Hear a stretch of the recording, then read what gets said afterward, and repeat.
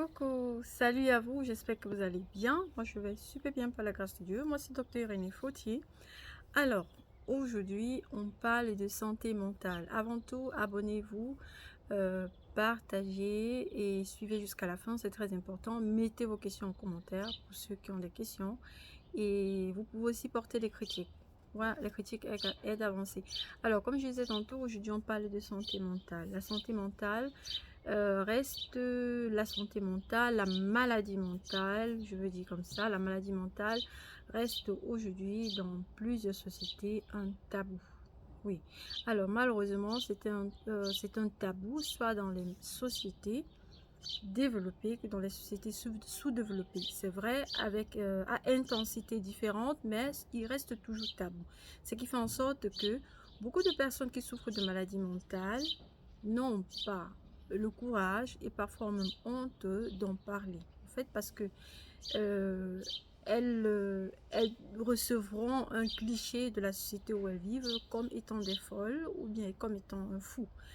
Alors, laissez-moi vous dire, la maladie mentale, c'est une maladie qui peut atteindre toute personne, que tu sois riche, que tu sois pauvre, que tu sois blanc, que tu sois noir.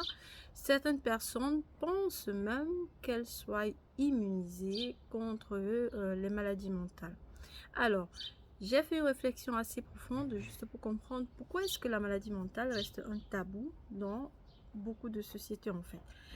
Je suis arrivée à la conclusion en fait que la maladie mentale, ça c'est mon expérience personnelle et aussi l'expérience que j'ai pu, l'observation que j'ai pu acquérir en regardant les patients que j'ai, en regardant la société où je me trouve, où j'ai grandi et tout. Donc j'ai pu comprendre en fait que la base de ce tabou reste en fait, la base de ce tabou c'est l'ignorance.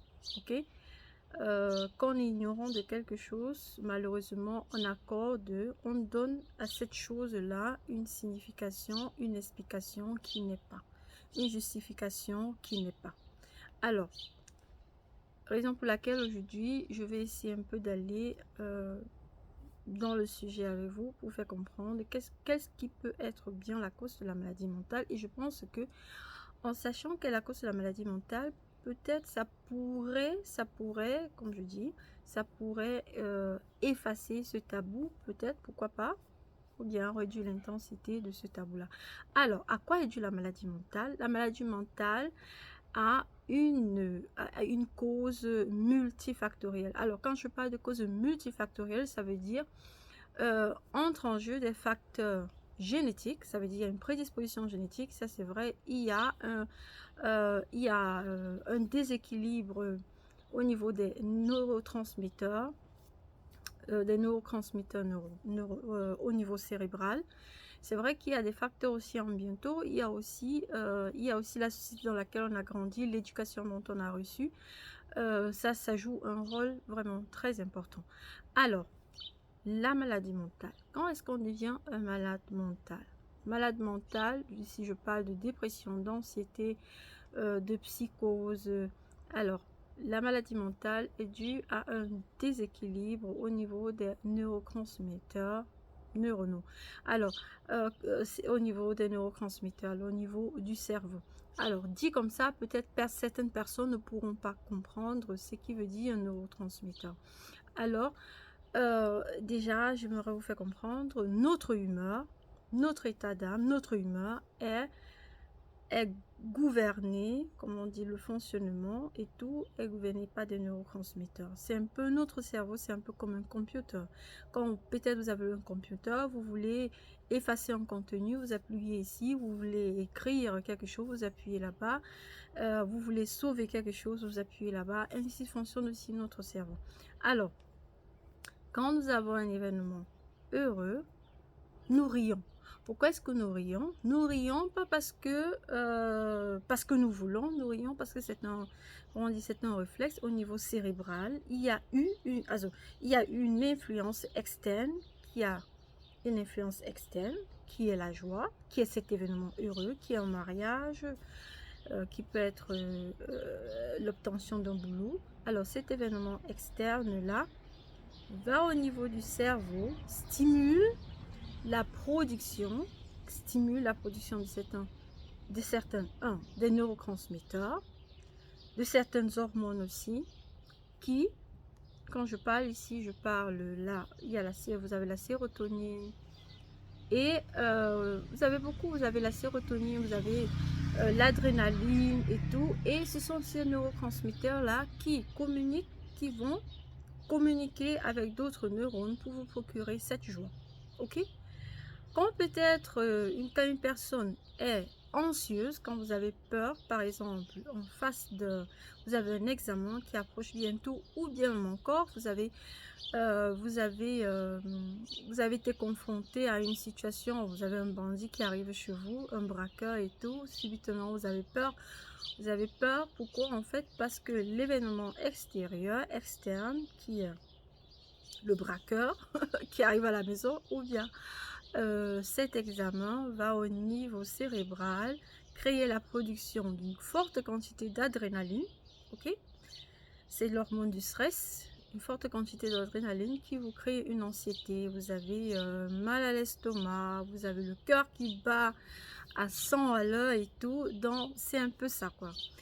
Même chose quand vous êtes enthousiaste de faire quelque chose, vous avez un mariage qui arrive, vous avez la dopamine, vraiment une grosse dose de dopamine parce que vous avez cet événement heureux que vous devez préparer, vous avez vraiment de l'énergie pour préparer votre mariage et tout, vous avez la dopamine, vous avez l'adrénaline, vous avez la sérotonine, vous avez tout, c'est au top, donc vous avez vraiment la force, vous ne réussissez pas, vous ne sentez pas, vous n'avez pas cette sensation de fatigue, vous n'avez pas cette sensation de tristesse en fait parce que vous êtes submergé par cet événement heureux qui arrive en fait. Et subitement, c'est dû à quoi? En fait, c'est dû justement à cette cascade de neurotransmetteurs qui est produite. Et parfois, et généralement après l'événement, vu que l'effet stimulateur n'est plus là, vous avez vraiment la dose qui chute et du coup s'installe la fatigue. Donc c'est un peu ça. Alors, juste pour revenir, quelle est alors la cause de la maladie mentale? Généralement, la maladie mentale est généralement due à un déséquilibre au niveau de ces neurotransmetteurs. Ok? C'est la dépression, c'est-à-dire vous avez manque de production d'adrénaline, manque de production de sérotonine. Vous avez alors qui porte à cette tristesse, cette manque de motivation. Vous êtes dans un tunnel et tout. Et ce déséquilibre-là, c'est vrai, il en va de soi. Ok? Ce déséquilibre, il en va de soi. Il y a une prédisposition génétique, comme je vous ai dit, c'est neurotransmetteurs, n'importe quoi, n'importe quelle hormone, n'importe quel neurotransmetteur qui est produit dans votre corps est gouverné par un gène. Donc, raison pour laquelle il y a une prédisposition génétique aussi pour les maladies mentales, comme pour certains cancers, comme pour le diabète, l'hypertension artérielle, il y a une prédisposition génétique. Ok, prédisposition génétique signifie que par rapport à la population normale, vous avez une probabilité assez élevée de pouvoir avoir cette maladie-là si certains facteurs, si vous êtes influencé par certains facteurs en bientôt, bien sûr, par exemple. À ça, ce déséquilibre au niveau cérébral des neurotransmetteurs, comme je l'ai dit, dépend aussi des facteurs ambientaux. Ça dépend aussi, facteurs ambientaux, je veux dire, du milieu dans lequel on a grandi, de l'éducation dont on a eu. C'est vrai qu'il y a certaines personnes qui sont plus sensibles que d'autres. Ça dépend de l'éducation, ok, mais ça dépend aussi de la position génétique, ok. Ça, c'est un truc qu'il faut vraiment qu'il faut tenir en considération. Et puis, parlant de facteurs ambientaux, ça dépend aussi du comment on dit, je peux dire du milieu où on est né, où on a grandi. Par exemple, il y a une étude qui a montré que les personnes qui vivent dans les pays chauds, par exemple l'Afrique, vous allez voir les latinos par exemple, ils ont une humeur, ils ont un tempérament différent de personnes qui vivent dans des pays froids. En fait, c'est dû à quoi? C'est dû à la lumière du soleil. Vous n'avez pas remarqué qu'en été les personnes sont plus joyeuses qu'en hiver? Le soleil le soleil est très important pour la synthèse de la vitamine D. Oui, la vitamine D, c'est une hormone. La carence de la vitamine D peut vous causer une dépression. Ça, j'en ai parlé dans une de mes vidéos. Et ça, c'est aussi un facteur qui influence sur l'humeur. Et il y a aussi la dépression saisonnière. Justement, la dépression saisonnière, c'est justement dû au manque de lumière. En hiver, il y a des personnes mélancoliques, il y a des personnes dépressives, en fait, dû au manque de lumière, dû au manque à la réduction de la synthèse de la vitamine D. Et cette personne profite de la luminothérapie. Ça, c'était entre guillemets, juste pour vous dire qu'est-ce qui peut contribuer à la maladie mentale. Donc, vous voyez en fait que en regardant au regard de tout cela, vous voyez que la maladie mentale ne dépend pas de la classe sociale, ça ne dépend pas de la race. Donc, il y a beaucoup de choses. Et laissez-moi vous dire, le cerveau humain, on ne peut pas contrôler le cerveau humain. Parfois, on pense qu'on a le contrôle sur certaines choses, sur certains événements, sur certaines émotions, qu'on maîtrise, comme on dit parfois dans le jargon au Cameroun, qu'on maîtrise la situation. Mais laissez-moi vous dire, le cerveau humain, il est tellement malin qu'il y a certaines choses qu'on croit parfois, certaines choses sont passées, qu'on croit être passées inaperçues, qu'on croit avoir métabolisé, qu'on croit avoir saisi, malheureusement, qui révèle en fait être la graine, comment on dit la graine, la sémence d'un déséquilibre de ces neurotransmetteurs au niveau cérébral qui, avec le temps, peut vous créer une dépression, une anxiété ou une psychose. Voilà. En fait, c'est ça en fait, parce que beaucoup de personnes, j'entends parfois cette personne dire non, elle est dépressive, ou bien il est anxieux, il est faible. Non, c'est pas question de faiblesse, ça peut arriver à n'importe qui. Vous voyez, ça peut arriver à n'importe qui, et ça peut arriver au moment inattendu, ça peut arriver n'importe quand. Donc c'est en fait ça. En ayant compris en fait quelle est la cause de la maladie mentale, je pense en fait que ça peut aider les personnes à voir le malade mental un peu différemment, parce que la maladie mentale, c'est pas quelque chose qu'on va chercher. Elle arrive.